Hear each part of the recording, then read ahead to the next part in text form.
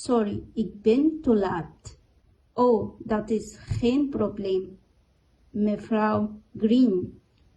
Gisteren was ons eerste trouwverjaardag. Oh, gefeliciteerd. Dank je. We zijn naar het nieuwe restaurant in de Hoofdstraat gegaan. Hebben jullie genoten? Oh ja, we hadden een heel fijne tijd. We hebben 2 flessen champagne gedronken.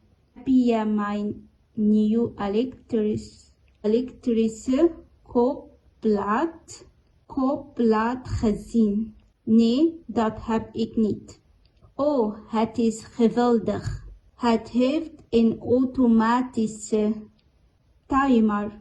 Het kan zichzelf aan en uitzetten.